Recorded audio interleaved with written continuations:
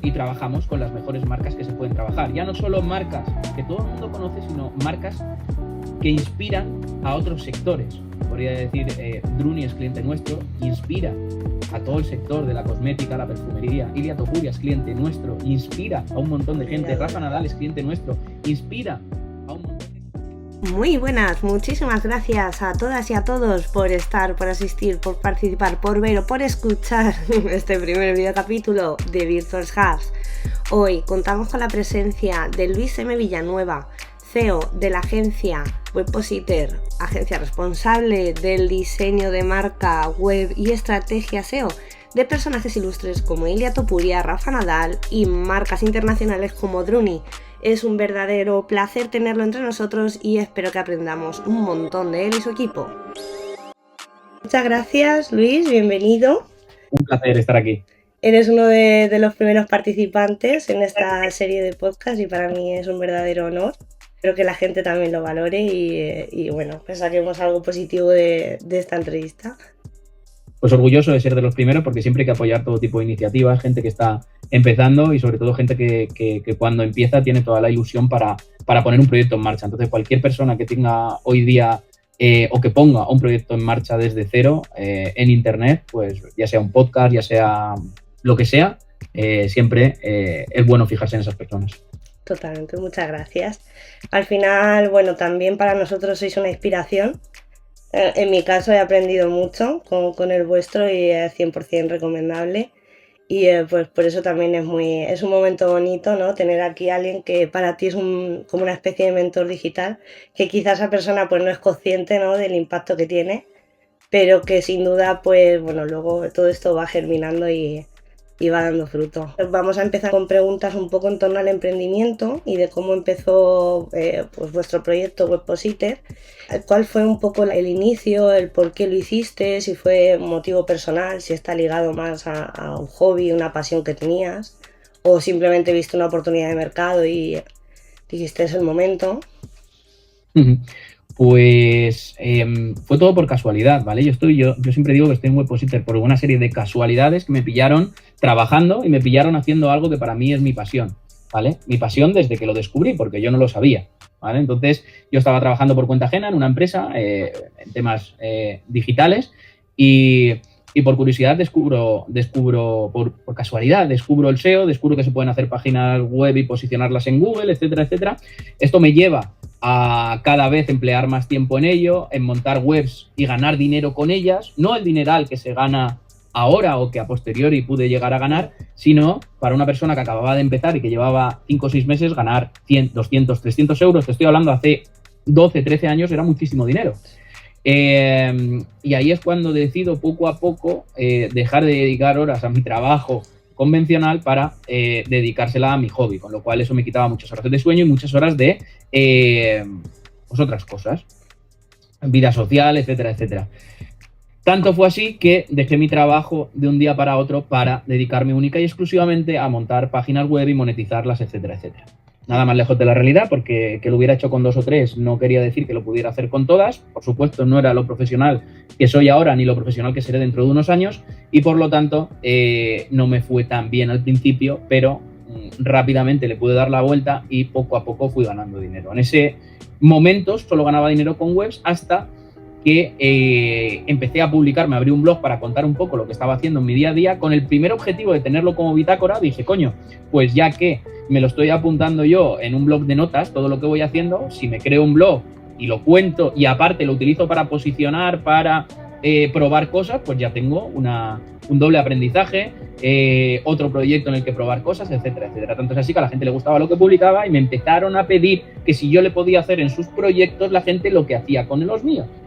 Empecé con un cliente, 2, 3, 4 y al final se fue de madre, con lo cual tuve que llamar a gente que conocía, que eran amigos, para que me ayudaran con el trabajo. Al principio empecé con un amigo, luego con mi novia, luego con mi hermano, etcétera, etcétera. Y entonces se fue construyendo como una pequeña agencia, que no era una pequeña agencia, sino éramos un grupo de personas que nos gustaba lo que hacíamos, cada vez aprendíamos más y dábamos resultados a una serie de clientes que trabajaban con nosotros gracias al SEO. A partir de ahí, yo en ese impasse también me llaman desde Webpositor para que liderara el departamento de SEO y empezar a contratar gente para dar un buen servicio de SEO. ¿Qué ocurre? Que yo entro en Webpositor y lo primero que me encuentro, aparte de que ahora sí que es cierto que la gente ve Webpositor, etcétera, etcétera, pero de aquel entonces, estoy hablando prácticamente hace 8 años aproximadamente, 8 o 9 años, pues 8 años, sí. Me encuentro con que Webpositor son 10, 12 personas, que no eran tanto, y me encuentro con que el servicio que se estaba haciendo era un servicio que no era lo que yo hacía. Entonces había que cambiar el servicio, había que cambiar al 90% de la plantilla y había que cambiar un montón de cosas. Entonces empezamos así, y el primer día que yo llego, la primera semana, el primer mes, al equipo que había ahí, digo, el objetivo que yo tengo con Webpositor, liderando el departamento, ni siquiera sin ser parte de Webpositor, sin ser socio, ni absolutamente nada, es dar un servicio que no esté dando nadie, orientado a resultados, basado en datos, que todo eso no existía de aquel entonces, no se hacía, esto de orientarse a resultados viene después, sí. El objetivo es trabajar con las marcas más grandes de España y luego internacionales, etcétera, etcétera. Claro, de aquel entonces la gente se reía porque decía, ¿cómo cojones con lo que estamos haciendo y con el tipo de cliente que trabajamos y con la fama que teníamos? Porque yo siempre digo que es muy fácil empezar, cuando tú tienes conocimientos, experiencia y marca personal, comenzar una empresa desde cero. Pero empezarla desde menos 100 es muy complejo, porque yo empiezo con una marca que podía haber construido desde cero, pero empiezo con una marca que estaba establecida en el mercado y tenía una connotación negativa. Desde el propio sector se veía con ojos negativos y desde el propio ámbito de las marcas grandes y de otras marcas también se veían con ojos negativos por cosas que habían sucedido en el pasado con esta marca. Con lo cual era un doble objetivo, no solo trabajar con este tipo de clientes era un objetivo, sino también darle la vuelta a la marca y que se convirtiera en una referencia, no solo estando dentro de lo que es la comunidad, sino estando totalmente fuera y que toda la comunidad te vea como una pestada. ¿Qué ocurre? Que empezamos a trabajar hasta el resumen es hasta el día de hoy. Hasta el día de hoy somos una referencia, la gente se mira en nosotros para inspirarse, nosotros sacamos algo y nos copian y por lo tanto y trabajamos con las mejores marcas que se pueden trabajar. Ya no solo marcas que todo el mundo conoce, sino marcas que inspiran a otros sectores. Podría decir, Druni es cliente nuestro, inspira a todo el sector de la cosmética, la perfumería. Ilia Topuria es cliente nuestro, inspira a un montón de gente. Rafa Nadal es cliente nuestro, inspira a un montón de gente, con lo cual no solo estamos trabajando con las marcas más importantes de España, sino que estamos trabajando con las marcas que más están impactando en la sociedad de hoy, que eso es una de las cosas también importantes. Cuando nosotros además llegamos a trabajar con las marcas más grandes, dijimos, ¿y ahora qué? Digo, no, pues ahora lo que hay que trabajar es con las marcas que van a ser las más grandes en un futuro. Por eso estamos trabajando a día de hoy con marcas frescas como son Better, que le han dado el premio al 30 Under 30, o como por ejemplo T-Store, que son la referencia en lo que son las redes sociales de la venta de o la reventa de zapatillas. Con lo cual, siempre hay que ir buscando objetivos y, como yo digo, me pilló por casualidad. Hubo un momento que cuando empecé ese proyecto y empecé en Webpositor, yo estaba creciendo mucho con mi grupo de amigos, como aquel que dice, y cada vez me estaban viniendo a mí más clientes que lo que era propio Webpositor, y entonces el fundador de Webpositor decidió hacerme una oferta que no podía rechazar, porque al 99,9% yo me iba a ir de Webpositor al año, a los 2 años. Era una cosa que me pilló, que me molaba, crear un departamento de cero, esa marca, darle otro enfoque, etcétera, etcétera. Pero claro, no era mío. Entonces me iba a ir.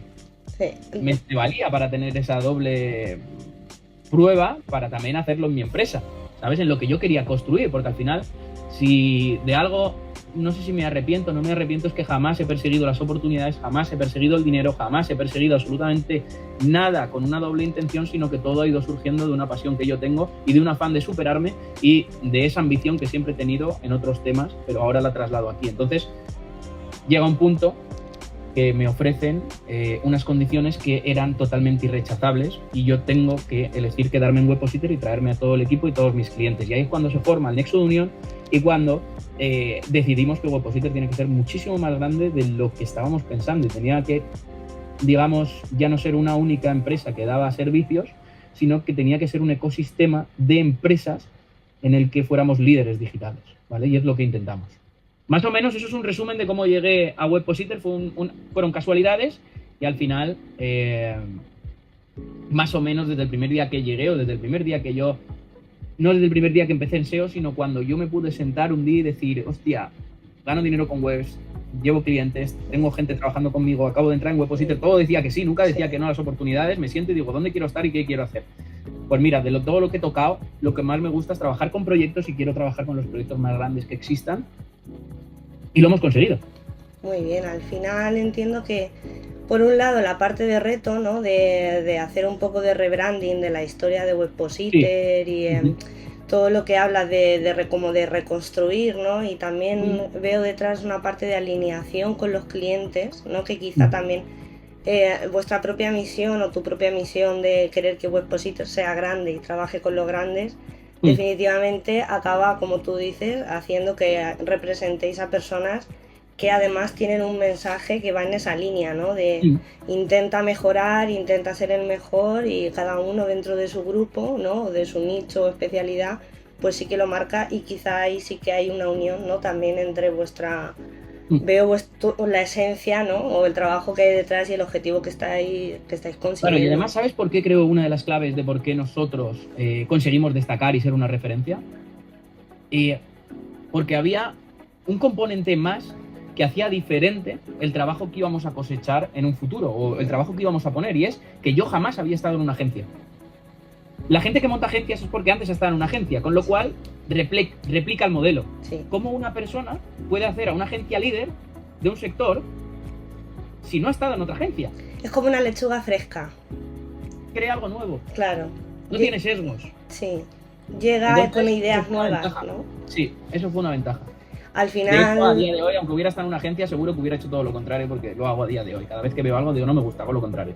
Claro, yo creo que al final, cuando hablan de captación de talento, ¿no? Y de que falta personas no comprometidas y todo eso, creo que se busca más eso. Y es un poco deslocalizar, ¿no? Personas, servicios, cosas, y ponerlas en lugares en las que puedan un poco, a lo mejor, romper las estructuras, proponer cosas nuevas, y al final se crea pues una retroalimentación que para ti también es buena, ¿no? Entiendo como persona, no trabajadora, porque entiendo tu punto inicial de estar en otra empresa, darte cuenta de que lo que generas es para ellos.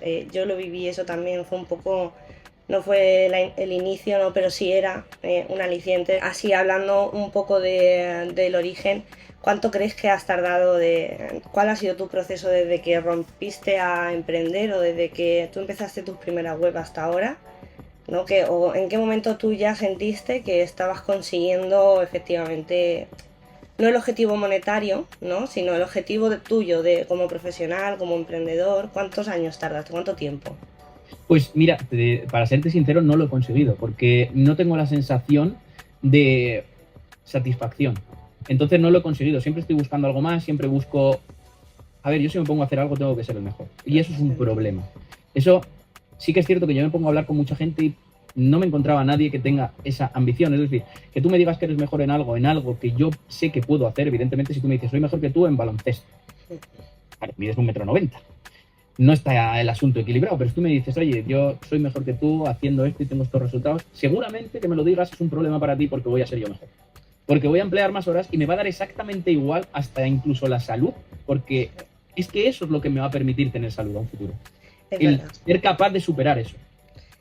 Sé que es criticable lo que estoy diciendo, sé que la gente puede no entenderlo, pero cuando estás en esas... cuando tienes eso dentro de ti, lo entiendes perfectamente. Sí, entonces, para mí, y para la gente que me conoce, sabe que es un problema decirme eso, no lo vas a hacer.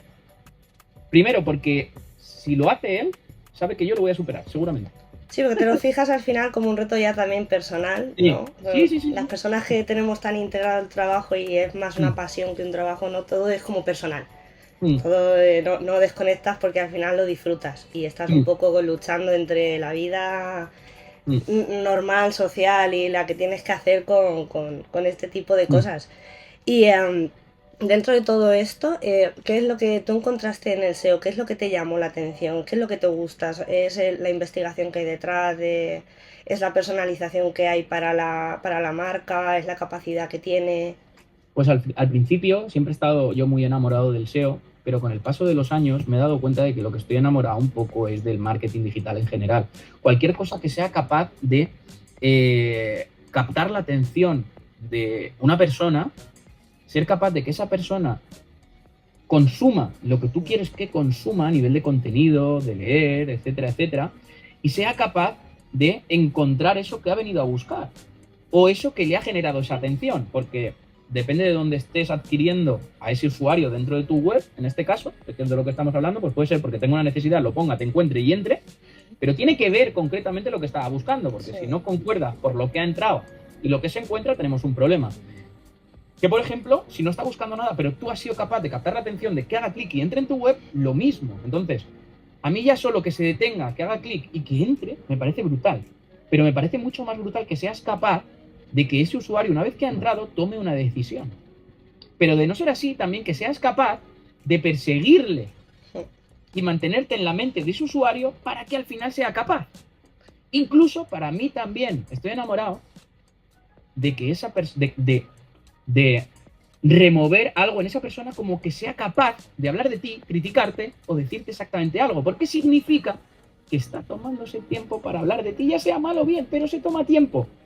Que le estás impactando, ¿no? De alguna manera. Nadie piensa una cosa. Cuando yo tuve mi primer trabajo, que estaba en prácticas, a mí no me criticaba nadie. ¿Vale? Ahora sí. Con lo cual, hostia, porque la gente suele ver, a lo mejor he dicho en el discurso, oye, que aunque sea que te critique, ¿vale? Sí, es que significa que estás despertando algo, significa que eres algo. Eres algo como marca. GTA, ¿no? Eres algo comunicando. Estrategia que, claro, puede ser tu estrategia, puede ser tocar la fibra de ciertas personas. No, es que si no haces, o sea, si no tienes una buena marca, significa que no estás despertando nada a nadie. Es decir, si no despiertas, al revés, si no despiertas nada a nadie, significa que tu comunicación es absolutamente nefasta. Totalmente. Sí, al final son recursos perdidos.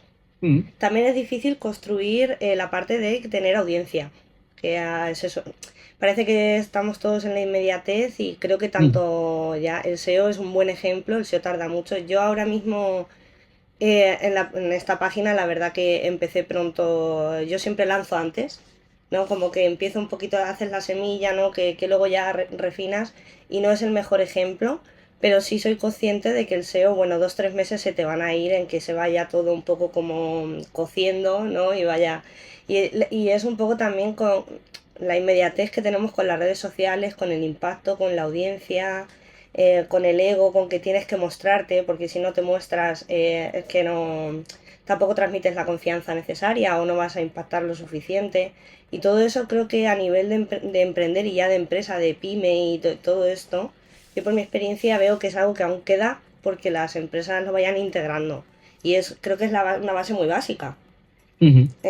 Cuesta mucho, yo vengo de crear contenido para otra marca y es verdad que no hace gracia a nadie ser la cara de algo, pero cuando es tuyo, al final, quieras o no quieras, tienes que empezar a comunicar. ¿Tú en qué momento decidiste montar el podcast y viste que, bueno, ya sí que has hablado de la parte del blog, ¿no? De cómo ahí empezabas a crear contenido, pero a la parte visual, ¿en qué momento dijiste esto hay que empezar ya a darle una cara detrás así oficial, meter, ¿no? unos recursos y Sí, pues mira, yo estaba en el mundillo de SEO con mi blog tan tranquilo, era de los blogs más leídos, evidentemente, y de repente un player, competidor, se metió en el mundo de YouTube y dije, coño, si con estos conocimientos, que desde mi punto de vista eran, voy a decir, diferentes a los míos, consigue este impacto, yo si me voy a YouTube voy a conseguir un impacto,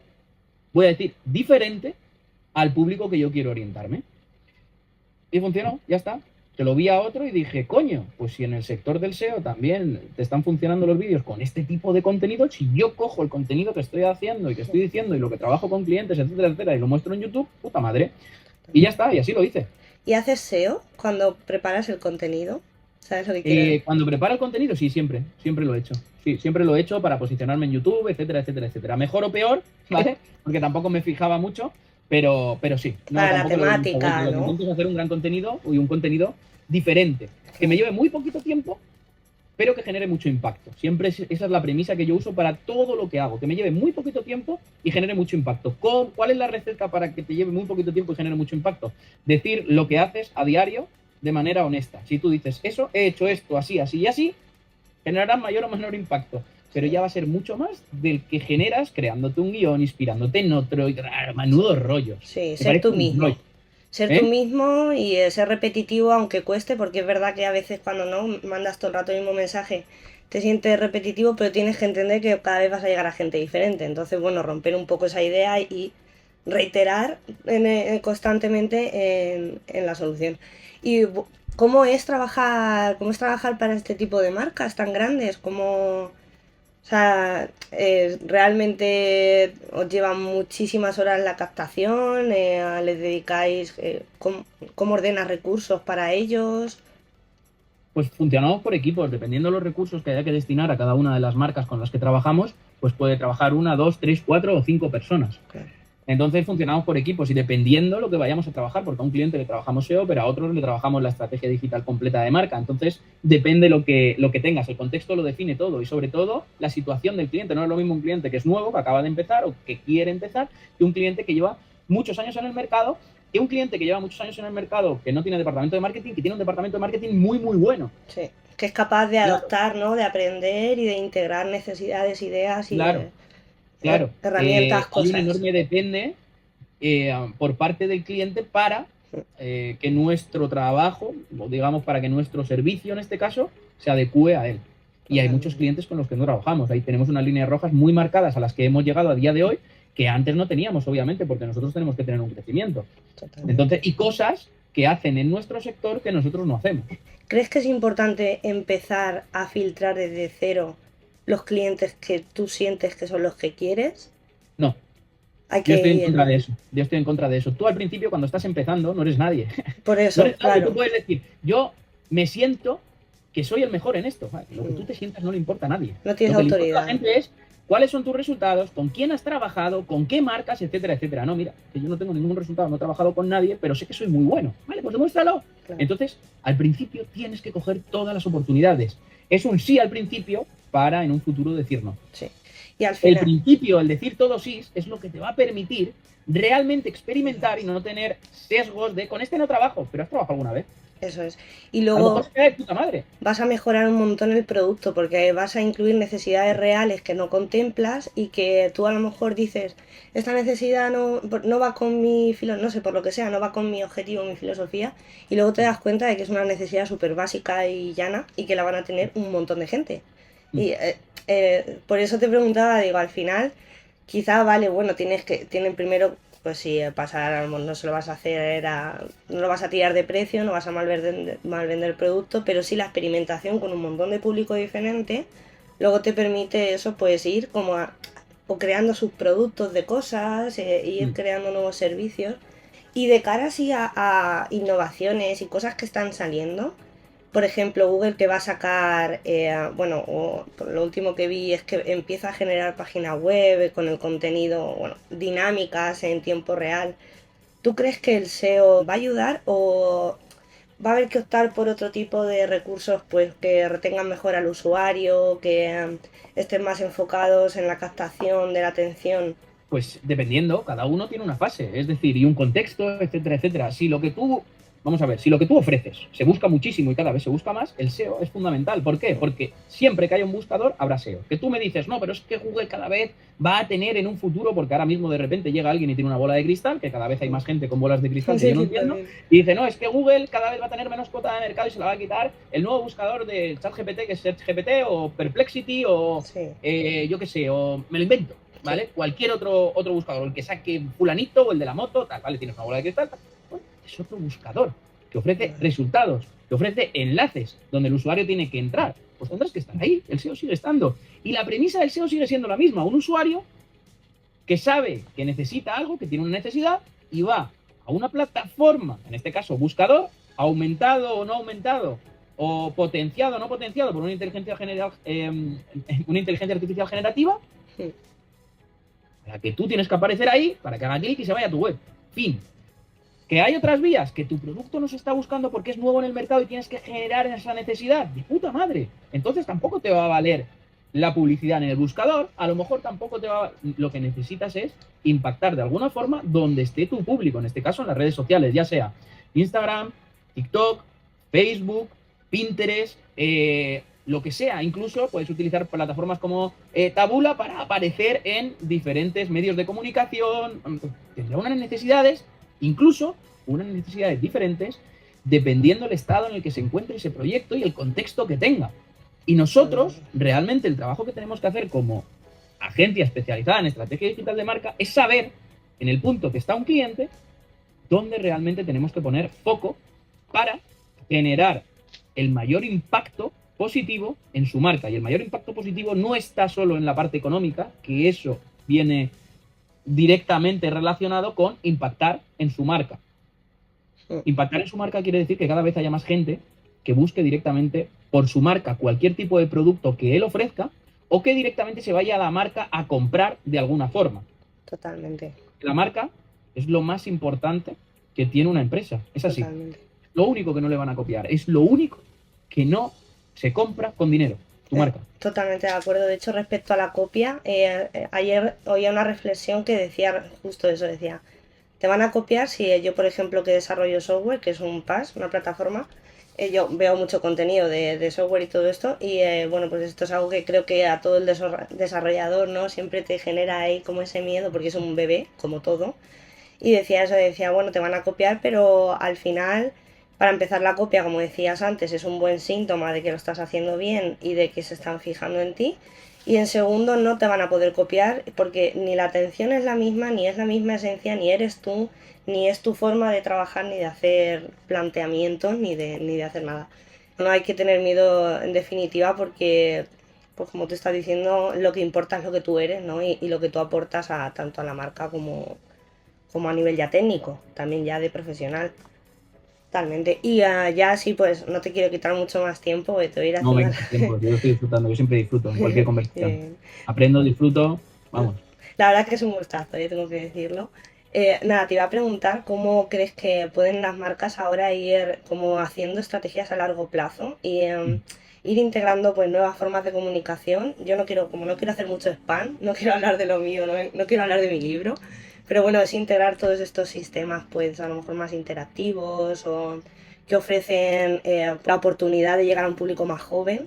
¿Cómo crees tú que se puede ir integrando este tipo de personas que aún no son nuestro target, ¿no? Porque está claro que los 20 aún no tienen el nivel, ¿no? Como hablando así, siempre el target es más largo. Pero ¿qué crees que puede venir? ¿Qué crees que es interesante? Pues generar una comunidad para ellos y esa comunidad siempre el único filtro que tiene es tener su dato. Sí. Tener sus datos, es decir, tener su correo electrónico y a través del correo electrónico mandarle lo que ellos han venido a buscar. Fin. A nivel de captación, por ejemplo, de reinventarse, de cómo comunicar las marcas, no solo a nivel de interacción, ¿no? Sino ya del mensaje, de cómo supone un reto estar hablando a muchos públicos a la vez, que ya consumen totalmente diferente. ¿Algún tip? ¿Algo que tú...? Sí, porque nos perdemos muchísimo tiempo, invertimos muchísimo tiempo en hacer diferentes mensajes de la misma marca para diferentes públicos, con diferente lenguaje, etcétera, etcétera, ¿no? Tú tienes un único lenguaje, es tu marca, y la gente lo que tiene que hacer es acudir a eso, a esa marca, primero porque no aburre, y segundo porque comunica para que la gente lo entienda. Ya está. Si tú no aburres, comunicas para que la gente te entienda, olvídate de tecnicismos, olvídate de parecer guay, ¿vale? No aburres, la gente te entiende. Y encima utilizas de alguna forma al mercado para metértelo en el bolsillo, y esto quiere decir, toda esta gente hace esto. Nosotros eso lo damos por hecho, pero también ofrecemos esto. Sí. ¡Puta madre! ¿Qué consejos darías así rápidos a alguien que esté pensando en emprender o que ya esté emprendiendo en entorno digital? Que esto para mí es muy importante. Sí. Así que digas, pues mira, yo haría esto, o no haría esto, ¿sabes? No sé, no te diluyas rápido e intenta profesionalizarte antes. No sé, algo muy clave que tú digas... Así que creas que pueda ser. Pues lo primero es que estés muy preparado para lo que supone ser un emprendedor, en este caso. Hay que hacer muchísimos sacrificios y que sepas que cualquier persona en la que te estés fijando que ha tenido cierto éxito es porque debajo, o sea, cuanto más éxito ha tenido una persona, más sacrificios ha tenido que hacer. Sí. Totalmente. Eso es así. Entonces, si tú vas a ser capaz, si tú quieres ese éxito, tienes que ser capaz de hacer esa serie de sacrificios. Si no eres capaz de hacer tantos sacrificios, ese porcentaje de éxito va a disminuir. hacer todos esos sacrificios y trabajar todo eso no te asegura que vayas a llegar a ese éxito, sino que vas a tener una probabilidad mayor de hacerlo. Y saber que todo te puede ir mal de un momento para otro, se te puede caer todo y puedes fracasar en cualquier momento. Es más probable que fracases a que tengas todo ese éxito. Empieza por ahí. Totalmente de acuerdo. De hecho, yo muchas veces estoy aquí trabajando a lo mejor 2 de la mañana, soy muy nocturna y siempre pienso eso. Digo, bueno, piensa que mientras tú estás trabajando, otra persona está durmiendo. Si es un sábado, está de fiesta o está cenando con alguien y tú eso no estás te aquí. asegura nada. Simplemente te da muchísima mayor probabilidad que la persona que no está haciendo lo mismo que tú. Sí. Ahora bien, yo no quiero tampoco ser pesimista. Evidentemente, si te lo montas bien, el éxito ya lo defines tú y tu ambición, porque muchas veces el éxito depende de la ambición que tú tengas y las ganas. Bueno, pues vas a vivir un poco mejor que si no hubieras hecho eso. Te vas a sentir mejor, quizá. Claro, pero aún así puedes vivir muy bien y que de un día a otro se te vaya a tomar por culo. Sí, la gente dice, claro, es que estoy mejor trabajando por cuenta ajena. Nadie quita que hoy yo aquí diga despedir a esta persona o despedir a esta o despedir a esta. Nadie lo quita. Yo todos los días pienso, ¿por qué? ¿Por qué emprendí? Es mejor vivir en cuenta ajena, pero esto es un reto personal, creo que lo llevamos por dentro y te sale solo y lo va brotando. Pues muchísimas gracias, me ha parecido súper interesante. Espero que para ti también y para los espectadores.